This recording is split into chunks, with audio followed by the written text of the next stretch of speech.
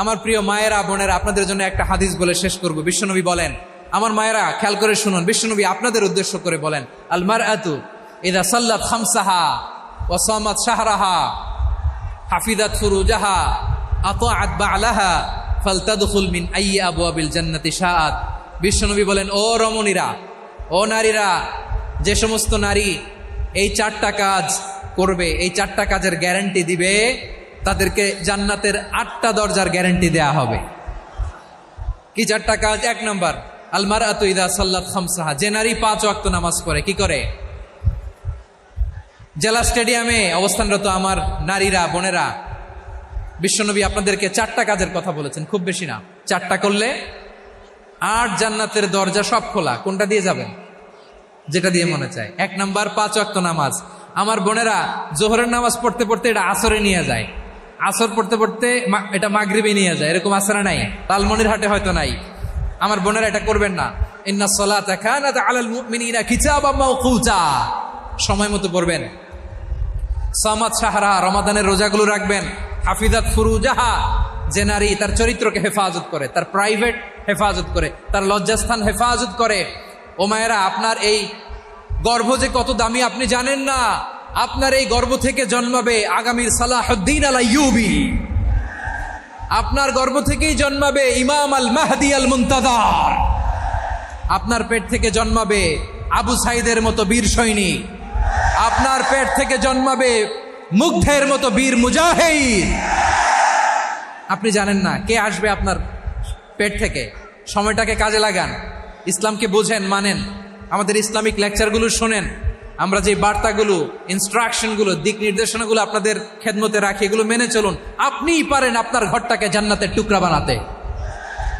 একটা family, it's a very big institution and you are the MD, the managing director of this institution. চিল্লায় বলেন ঠিক কিনা?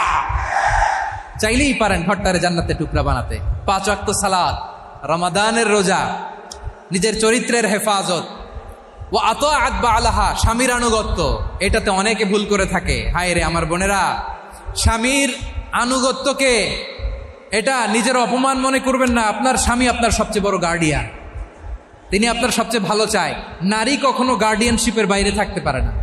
হয় আপনি বাবার গার্ডিয়ানশিপের ভেতরে, বাপ না থাকলে ভাই আপনার গার্ডিয়ান, ভাই না থাকলে চাচা গার্ডিয়ান, বিয়ের পরে আপনার স্বামী আপনার গার্ডিয়ান। শরিয়া সম্মত স্বামীর আদেশগুলো আপনি মেনে চলবেন, কিন্তু শরিয়া বিরুদ্ধ কোনো আদেশ মানতে আপনি বাধ্য নয়। আওয়াজ করে বলুন সবাই ঠিক কিনা? এই 4টা কাজ যদি কোনো নারী করে, বিশ্বনবী বলেন জান্নাতের 8টা দরজা খোলা। তোমার যেটা দিয়ে মনে চায় সেটা দিয়ে জান্নাতে তুমি এন্ট্রি নিতে পারবা। বিষ্ণু ইসলামের স্ত্রীর নাম ছিল আয়েশা রাদিয়াল্লাহু তাআলা আনহা, আবু বকর রাদিয়াল্লাহু তাআলা আনহুর মেয়ে। আবু বকর রাদিয়াল্লাহু তাআলা আনহুর আরেক মেয়ের নাম হচ্ছে আসমা। কি নাম? দুজনই আবু বকর রাদিয়াল্লাহু তাআলা আনহুর মেয়ে, আসমা আর আয়েশা। নাম দুইটা কেমন লাগে? আসমা নামটা কেমন লাগে? আয়েশা নামটা কেমন লাগে? সবার ভালো লাগে নাই? নাম দুটো আপনাদের ভালো লাগে? লালমনিরহাটে অনাগত যদি কন্যা সন্তান হয়, যদি মনে চায় আসমা রেখে দিতে পারবেন, যদি মনে চায় আয়েশা রেখে দিয়েন। দেশে বিদেশে, এয়ারপোর্টে, রাস্তাঘাটে শুধু বলে হুজুর একটা নাম দেন, আমার ছেলের একটা নাম দেন, মেয়ের একটা নাম দেন। তো আমার মনে আছে যশোরের আবদিনের মাহফিলে আমি 1-2টা নাম দিয়েছিলাম। আজকে লালমনিরহাটের এই প্রোগ্রামে কন্যা সন্তান যদি হয় 2টা নাম দিলাম, আসমা কিংবা আয়েশা। ইনশাআল্লাহ পড়েন। 2জন বোন, এক মায়ের না, বাবা এক, মা 2জন। আয়েশা রাদিয়াল্লাহু তাআলা আনহার মায়ের নাম উম্মে রুমান, আর আসমা রাদিয়াল্লাহু তাআলা আনহার মায়ের নাম কুতাইলা বিনতে আব্দুল উজ্জা। আবু বকর রাদিয়াল্লাহু তাআলা আনহু 4টা বিয়ে করেছিলেন। তো একই ঘটনা ঘটেছে এই ফ্যামিলিতে। আসমা ইসলাম ধর্ম গ্রহণ করে মুসলিমা, কিন্তু তার মা কুতাইলা মুশরিকা। আই রিপিট, বোঝার জন্য আমি আবারও বলি, আসমা রাদিয়াল্লাহু তাআলা আনহা মুসলিমা, আর আসমার মা কুতাইলা। আওয়াজ করে বুঝে থাকলে বলেন, আসমার মা মুশরিকা। তার মানে মেয়ে মুসলিম, মা অমুসলিম। ভেজাল আছে না নাই? কিন্তু কুতাইলা আর ধৈর্য ধারণ করতে পারে না। নার ছেড়া ধন, কলিজার টুকরা ধন, কলিজার টুকরা সন্তান। আসমারে দেখতে বড্ড মন চায়। সাইয়েদনা আসমা রাদিয়াল্লাহু তাআলা আনহা মক্কা থেকে হিজরত করে মদিনায় চলে গেলেন হুদাইবিয়ার পর। যখন মক্কা মদিনার ট্রাফিক স্বাভাবিক হলো, মক্কার লোক মদিনায় যায়, মদিনার লোক মক্কায় আসে। কোচাইলা কলিজার টুকরা সন্তান আসমারে দেখার জন্য কিছু উপহার নিয়ে বিশাল মরুপথ পাড়ি দিয়ে মক্কা থেকে মদিনায় যায়। সুবহানাল্লাহ বলেন। এখন মা আসছে মেয়ের সাথে দেখা করতে, মেয়ে তো আর দেখা দেয় না। মেয়ে ভাবছে আমার মা তো মুশরিকা, অপবিত্রা, তার সাথে কি দেখা দেয়া যাবে? বিশ্বনবীর দরবারে চলে গেলেন। সুবহানাল্লাহ বলেন। কি সৌভাগ্যবান ছিল তারা, মাসলা জানার দরকার হলেই নবীর দরবারে চলে যেত। ঘরে বউয়ের সাথে ঝগড়া হলে নবীর দরবারে চলে যেত। অনেক সাহাবী বলে আমার পেটে ক্ষুধা লাগলো আমি নবীর কাছে চলে যেতাম, কারণ নবীর চেহারার দিকে তাকালেই আমার পেটের ক্ষুধা মিটে যেত। সাইয়েদনা আসমা রাদিয়াল্লাহু তাআলা আনহা বিশ্বনবীর কাছে চলে গেলেন, যে বললেন ইয়া রাসূলুল্লাহ ইয়া হাবিবাল্লাহ ইন্না উম্মি কাদিমাতুন ইলাইয়া ওয়া হিয়া রাগিবা। আমার মা মক্কা থেকে অনেক দূর মরুর পথ পাড়ি দিয়ে উপহার সামগ্রী নিয়ে মদিনায় আমার সাথে দেখা করতে এসেছে গো নবী। আমার জানতে বড্ড ইচ্ছে হয় আমি আমার মুশরিকা মায়ের সাথে একটু দেখা করতে পারবো কিনা। আফা আসিলুহা, আগে যেমনি আমি আমার মায়ের সাথে ভালো আচরণ করতাম, যেমনি আমি আমার মায়ের সাথে সদাচরণ করতাম গো নবী, এখন আমি মুসলিমা মা মুশরিকা, এখনো কি আগের মতো সদাচরণ করতে পারবো নাকি? বিশ্বনবী বললেন নাম সিলিহা, হ্যাঁ রে আসমা, অবশ্যই অবশ্যই, আগে ঠিক যেমন তুমি তোমার মায়ের সাথে ভালো আচরণ করতে এখনো তেমনি আগের মতো ভালো আচরণ করবা। আওয়াজ করে পড়েন সুবহানাল্লাহ। কি ইসলাম আমরা পেয়েছি! কত ব্রড মাইন্ডেড আমাদের ইসলাম, কত ওপেন মাইন্ডেড ইসলাম, কত ওপেন আপ করতে পারে, চিন্তা করতে পারে।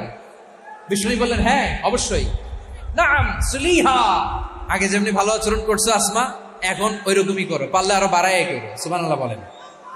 তাহলে আমার যে হিন্দু ভাইয়েরা, হিন্দু বোনেরা, ইমানের বদৌলতে দৌলতে আপনি ধন্য হয়েছেন, আপনার আম্মা আব্বা এখনো মুসলমান হয় নাই, তাদের জন্য দোয়া করেন, তাদের জন্য দোয়া করেন, আল্লাহ যেন তাদেরকেও ইমানের দৌলত দান করে।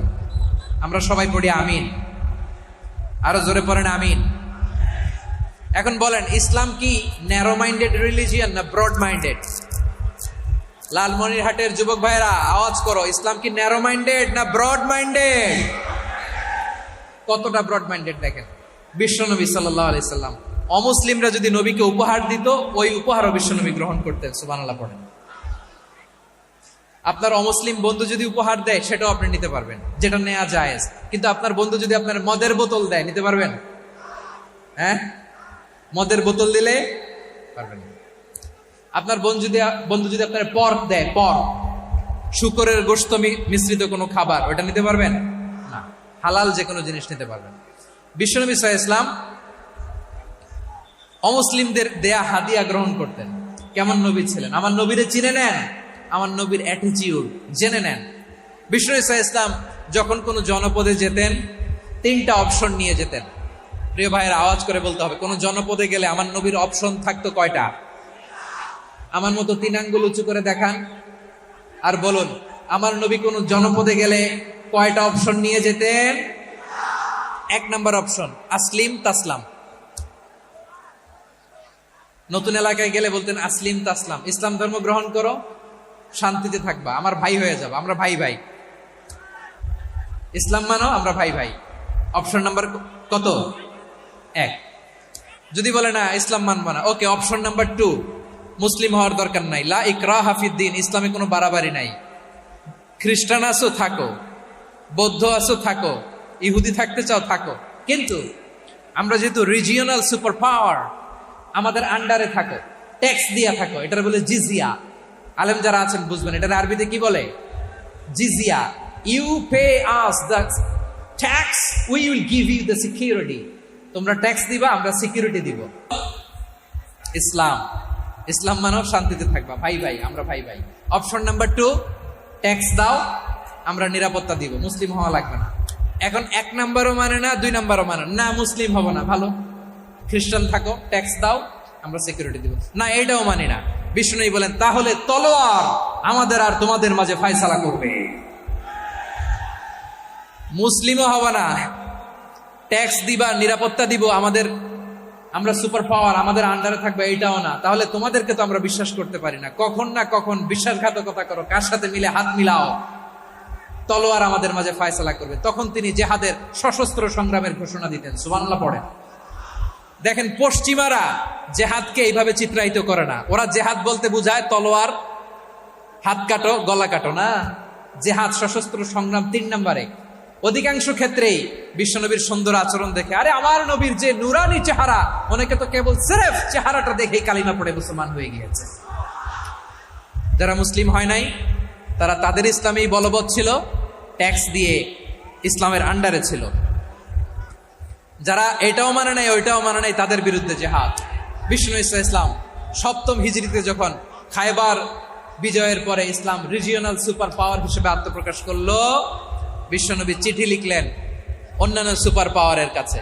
রাষ্ট্রীয় চিঠি লেখে এক রাষ্ট্রপ্রধান আরেক রাষ্ট্রপ্রধানের কাছে। ঠিক কিনা বলেন? জানেন না আপনারা? এই যে 24-এর ছাত্র নাগরিক অভ্যুত্থানে, এই অভ্যুত্থান যখন শুরু হয়, আমি তখন সাউথ আফ্রিকাতে একটা স্ট্যাটাস দিয়েছিলাম, কোটা নয় গোটা দেশ সংস্কার করা লাগবে। শুধু বাংলাদেশ নয়, সারা বিশ্বের বাংলা ভাষাভাষী লোকেরা এই আন্দোলনের সাথে সমর্থন তারা করেছে, এটাকে সাপোর্ট করেছে, তারা সমর্থন দিয়েছে। আমাদের ইউনাইটেড আরব আমিরাতের বাংলাদেশি ভাইয়েরা, তারা সেখানে রাস্তায় নেমে এসেছিল। জানেন, ওইখানে ডেমনস্ট্রেশন করা যায় না, সেখানকার সরকার তাদেরকে যাবজ্জীবন দিয়েছিল। তখন আমাদের এই যে প্রধান উপদেষ্টা ডক্টর মোহাম্মদ ইউনূস সরাসরি G2G বলে, এটারে G2G, government to government, G2G, উনি চিঠি লিখলেন যে তাদেরকে, ইউর হাইনেস, হে সম্মানিত আমির, আপনি আমার এই চিঠির কারণে আমার সম্মানে এই 53 জন বাংলাদেশিকে মাফ করে দেন। এই চিঠির বদৌলতে বেকসুর খালাস পেয়ে গিয়েছিল আমাদের ভাইরা। জানেন না এই ঘটনা আপনারা? তাহলে গভর্নমেন্ট টু গভর্নমেন্ট চিঠি দেওয়া হয়। 7ম হিজরিতে বিষ্ণু ইসলাম সব সুপার পাওয়ারের কাছে চিঠি দিলেন, রোমান সম্রাটের কাছে, পারস্য অধিপতির কাছে, মিশরের অধিপতির কাছে, সবার কাছে চিঠি লিখলেন। চিঠির ভাষা ছিল এরকম, মিন মুহাম্মাদিন রাসূলিল্লাহ ইলা মুকাওকিস আযীমিল কিবত, মুহাম্মদ রাসূলুল্লাহর পক্ষ থেকে মিশরের বাদশার কাছে, আসলিম তাসলাম, ইসলাম মানো শান্তিতে থাকবা, সালামুন আলা মান ইত্তাবাআল হুদা, শান্তি তার জন্য যে হেদায়েতের অনুসরণ করে। সুবহানাল্লাহ পড়েন। তো এই চিঠি অনেকে ভালোভাবে রিসিভ করেছে। অনেকে এই চিঠি পাওয়ার পরে নবীর কাছে আবার ইন রিটার্ন উপহার পাঠিয়েছে। কি পাঠিয়েছে? উপহার। মিশরের বাদশা মুকাওকিস, তিনি বিশ্বনবীকে বিশাল এক উপহারের ডালি পাঠিয়েছেন। মিশরের বাদশা মুকাওকিস ছিলেন ধর্মে খ্রিস্টান। লালমনিরহাটের ভাইয়েরা আওয়াজ করে বলেন, মিশরের বাদশা ধর্মে কি ছিল? খ্রিস্টান। কি উপহার দিয়েছিল আমার নবীকে? শুনতে মনে চায়? আওয়াজ নাই লালমনিরহাটের গলায়, শুনতে মনে চায়? 1000 স্বর্ণ মুদ্রা, 1000 স্বর্ণ মুদ্রা। 2টা খ্রিস্টান দাসী, একজনের নাম মারিয়া বিনতে শামউন আল কিবতিয়া, আরেকজনের নাম সিরিন বিনতে শামউন আল কিবতিয়া। একজন খ্রিস্টান দাস 20 থান কাপড় জামা বানানোর জন্য, আমরা নবী যেন সেলাই করে জামা বানাতে পারে, এজন্য 20 থান কাপড়, 20 থান ফাইন গার্মেন্ট। সুবহানাল্লাহ পড়বেন না? এরপরে একটা গাধা, যেটার নাম ছিল উফাইর, আর একটা খচ্চর, এটার নাম ছিল দুলদুল। খচ্চর চিনেন? গাধা আর ঘোড়ার ক্রসিং এ যে প্রাণীটা দুনিয়াতে আসে, এটার খচ্চর বলে। তো এই যে সুপার পাওয়ার খ্রিস্টান বাদশার কাছে নবী চিঠি লিখলেন, ওই খ্রিস্টান বাদশাহ আমার নবীকে উপহার দিল। বিশ্বনবী এই উপহারগুলো সানন্দে গ্রহণ করেছে। সুবহানাল্লাহ পড়বেন না? তাহলে অমুসলিম কেউ যদি আপনাকে উপহার দেয়, হালাল উপহার হলে আপনি গ্রহণ করতে পারবেন। অনুরূপভাবে পারস্যের বাদশাহ, রোম সম্রাট বিশ্বনবীকে উপহার পাঠিয়েছেন। আমার নবী সবগুলো উপহার, গিফট গ্রহণ করেছেন। সুবহানাল্লাহ বলেন। তাহলে প্রিয় লালমনিরহাট, আওয়াজ করে বলুন, ইসলাম কি ন্যারো মাইন্ডেড রিলিজিয়ন না ব্রড মাইন্ডেড? আম্মাজান আয়েশার কাছে মাসালা জানতে চায় মেয়েরা, হে আম্মাজান, অগ্নি উপাসকেরা তাদের ঈদের দিন নওরোজের সময় আমাদেরকে পাখি দেয়, নেওয়া যাবে? উনি বললেন ওরা জবাই করে দিলে নেওয়া যাবে না, কিন্তু ওরা যদি ফলমূল এরকম খাবার দেয় এগুলো নেওয়া যাবে। তার মানে অমুসলিমদের দেয়া উপহার এটা গ্রহণ করা যায়। সুবহানাল্লাহ বলেন। শুধু তাই নয়, বিষ্ণু ঈসা ইসলাম অমুসলিমদের সাথে আর্থিক লেনদেনও করেছেন, ফিনান্সিয়াল ডিলিং করেছেন। অমুসলিমদের সাথে প্রয়োজনে আপনি ফিনান্সিয়াল ডিলিং করতে পারবেন। আমরা প্রায় দেখি বাজারের মিষ্টির দোকানগুলো আমার হিন্দু ভাইদের। লালমনিরহাটে মিষ্টির দোকান, দইয়ের দোকান কারা চালায়? হিন্দুরা চালায় না।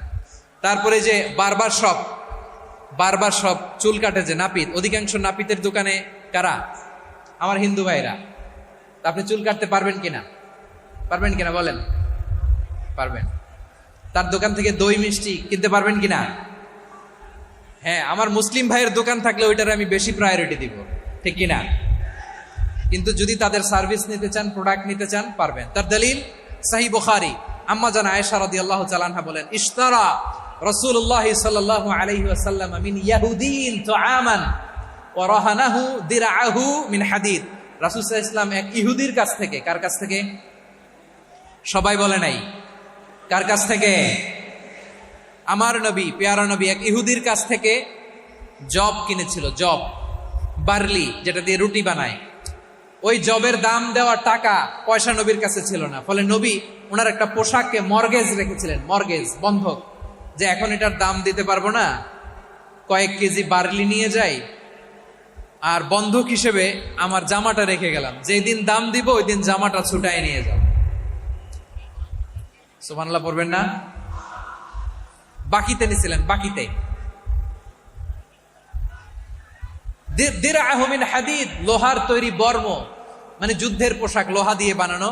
বিষ্ণুনবী বললেন কয়েক কেজি জব দাও, টাকাটা পরে দিব, এখন টাকা নাই, বন্ধক হিসেবে, মর্গেজ হিসেবে আমার জামা রেখে গেলাম, যখন টাকা দিব জামা ছুটায় নিব। আওয়াজ করে বলতে হবে সুবহানাল্লাহ। এ থেকে বোঝা গেল অমুসলিমদের সাথে ফিনান্সিয়াল ডিলিং করা যায়, অর্থনৈতিক লেনদেন করা যায়, কেনাবেচা করা যায়, প্রোডাক্ট কেনা যায়। এমনকি আমাদের মসজিদে নববীতে বারান্দায় আপনারা একটা অটোমেটিক ফ্লাইং আমব্রেলা দেখছেন? সূর্য যখন বাড়ে মসজিদে নববীর বারান্দায়, ইয়ার্ডের মধ্যে অটোমেটিক্যালি কিছু আমব্রেলা আছে, সাঁ করে খুলে যায়, আর সূর্যের তাপ লাগে না।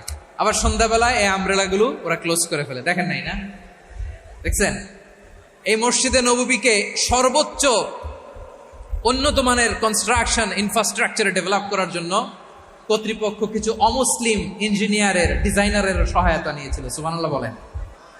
কোন দলিলের ভিত্তিতে? এই দলিলের ভিত্তিতে যে বিষ্ণু ঈসা ইসলাম অমুসলিমদের সাথেও লেনদেন করেছেন। আওয়াজ করে বলতে হবে আল্লাহু আকবার। শুধু তাই নয়, ইন কেস অফ ইমার্জেন্সি, প্রয়োজনে ইসলামের খাতিরে, ইসলামকে সামনের দিকে এগিয়ে নিয়ে যাওয়ার জন্য অমুসলিমদের সাপোর্ট নেওয়া জায়েজ আছে। সুবহানাল্লাহ বলেন। অমুসলিমদের সাপোর্ট নেয়া, তাদের থেকে অর্থ নেয়া, পলিটিক্যাল সাপোর্ট, পলিটিক্যাল অ্যাসাইলাম নেওয়া জায়েজ আছে। আমাদের অনেক বিশ্ববরেণ্য দায়ীরা আমেরিকায় অস্থায়ীভাবে অ্যাসাইলাম নিয়ে থাকে, নিজের দেশে গেলে ফাঁসিতে ঝুলাই দিবে।